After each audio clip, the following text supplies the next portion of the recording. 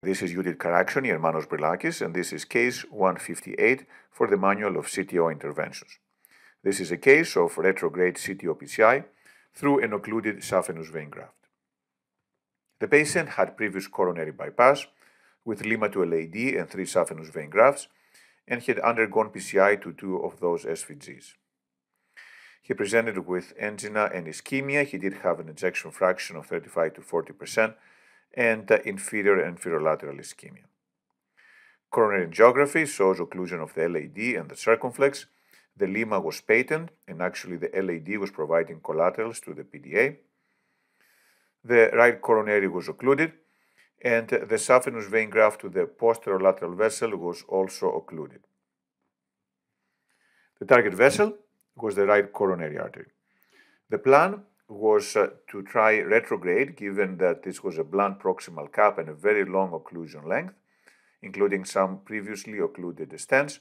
If that didn't work, switch undergrade and then do undergrade dissection and reentry.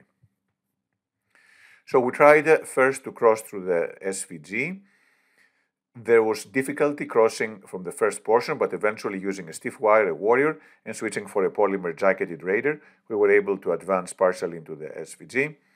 But we did have difficulty advancing the wire further down, in part because the wire was hitting the previously placed stent. Using the polymer jacketed wire, we were able to make some more progress. Crossing into the vessel, the loop is actually knuckled, but now the wire is moving nicely along the course of the vessel.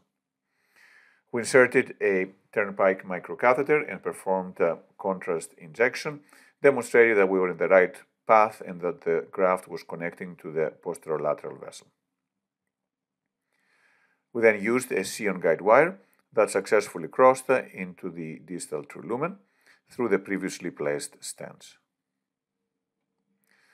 The Turnpike was advanced all the way, and then injection demonstrated a CTO just proximal to the bifurcation of the PDA and the right posterolateral. To overcome this, we used knuckling with a Bandit, which is a taper T polymer jacketed wire that nicely advanced all the way to the mid-right coronary artery.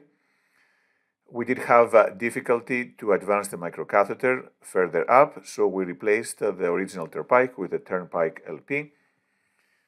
We can see that the knuckle is essentially all the way to the proximal right coronary artery.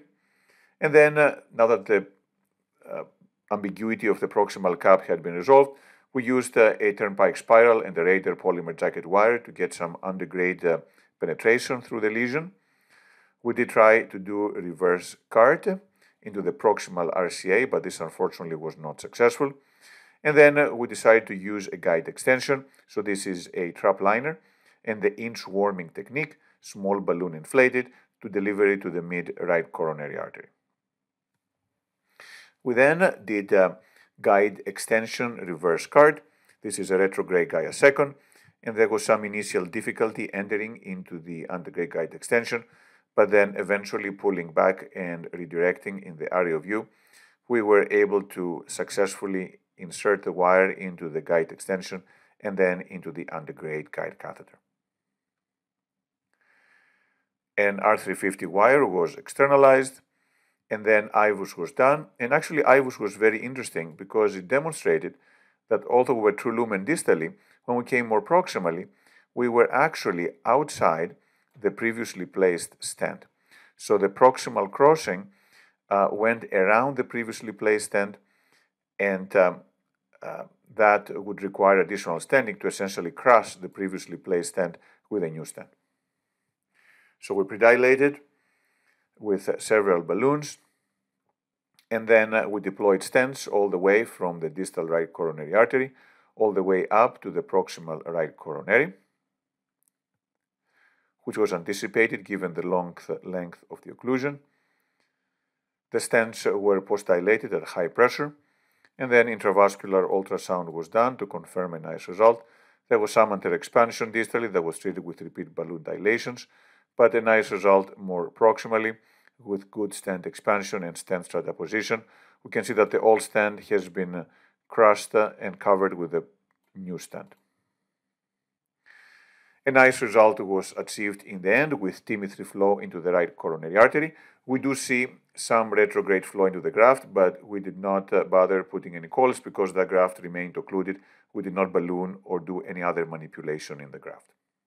So this case illustrates how occluded saphenous vein grafts can be used for retrograde CTO PCI. Also, it shows the utility of injections through microcatheters. Those can demonstrate the location of the distal cap and help guide the retrograde crossing attempts. Also, it shows that in some cases of in-stent CTOs, crossing through the stent may not be feasible. However, if sub-stent crossing is achieved, then stents can be placed in the subintimal space and crush the previously placed stents, still achieving a nice result, which can be optimized by using intravascular ultrasound. Thank you.